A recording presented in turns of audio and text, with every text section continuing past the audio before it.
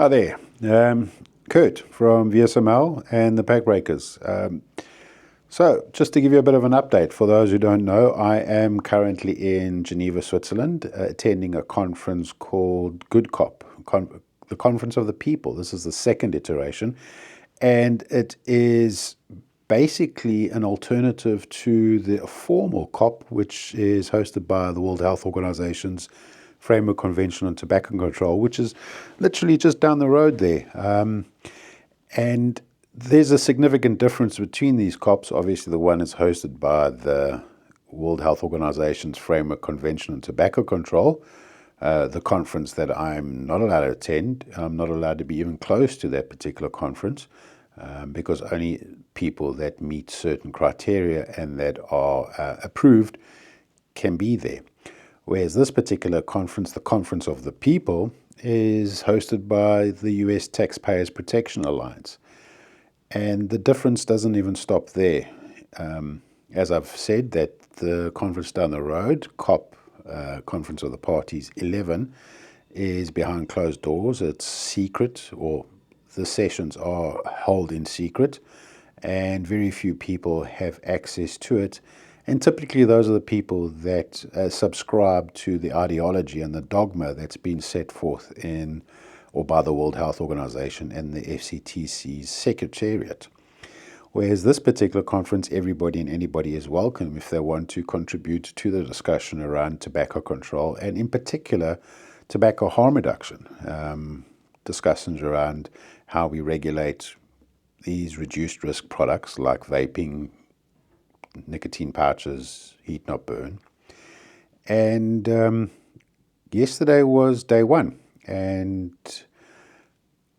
I was quite frantic because I was in one of the sessions on one of the panels, and then I had to record a number of podcasts with other advocacy groups. I did one with Regulator Watch with Brent Stafford, great interview there.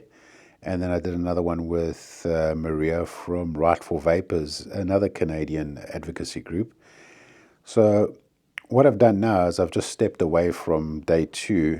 It's around about lunchtime, just to give you an update of what happened in day one.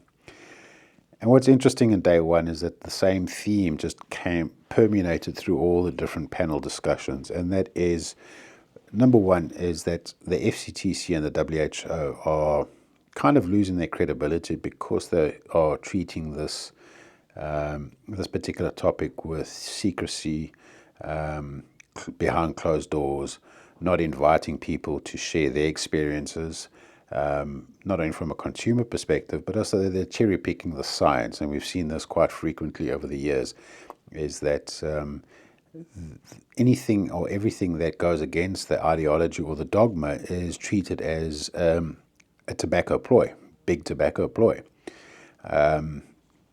But they don't want to explore it any further. So there's a level of secrecy there that's creating mistrust.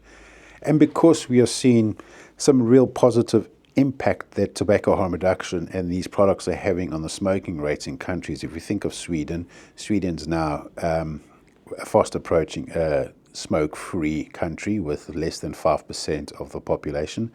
The entire population is now sitting around about 5.3%, but the native Swedish people that are born in Sweden, they're below that 5%. So effectively they are smoke-free.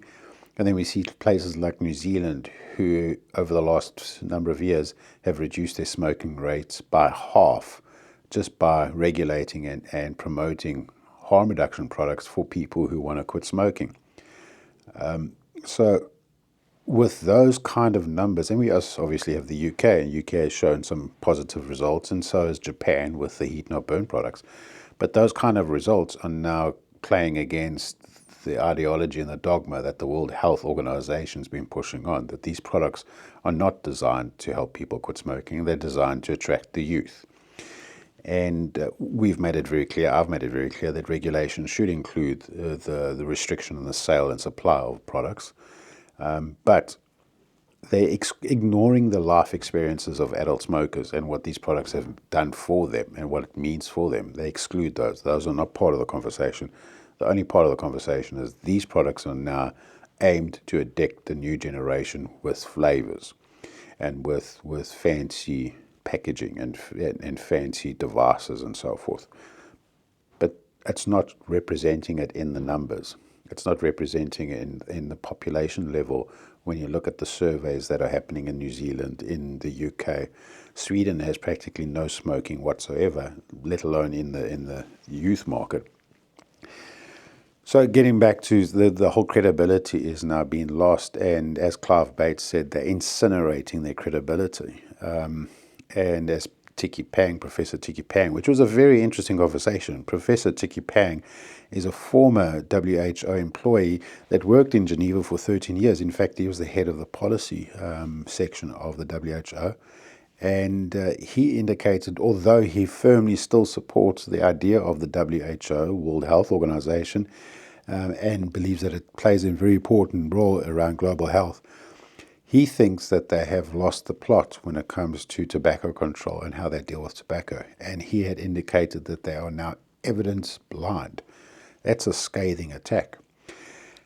And then we had a discussion with, almost like a lecture, was given by Roger Bates. And Roger Bates he's a rather clever man with regards to economics and health, and has written a number of studies and books around this particular subject. And he highlighted some of the major failures that are happening around this particular topic. But I'm not going to delve into it too much. If you're very interested in it, and you should be, is to go look at the live streams that have been hosted by the Taxpayer Protection Alliance. And those streams are all available to anybody to view and watch. And that's contradictory to what we've seen with FCTC down the road. That we can't see, we don't know what's discussed, and what decisions they're making, or whether those decisions are going to be made. But there was a number of discussions. But the general theme around the whole of yesterday's discussion was WHO being open or being closed to discussions, cherry picking the evidence, and blaming everything on industry. The topic has moved away from the general mission. The mission was always for the FCTC to reduce smoking, because smoking causes enormous problems for people's health. We know that smoking is the single biggest contributor to non-communicable diseases. That entire mission has now morphed into a mission against nicotine. So they've stepped away from the original mission, which is problematic, because it's going to be one thing to curb smoking. It's a whole different ballgame to curb nicotine. It's like curbing caffeine. It's going to be a huge problem.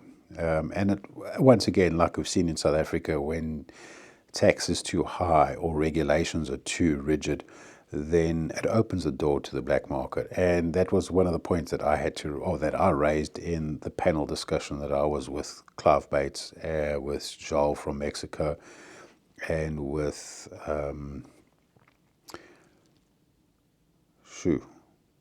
it was just the three of us. Sorry, too many panels.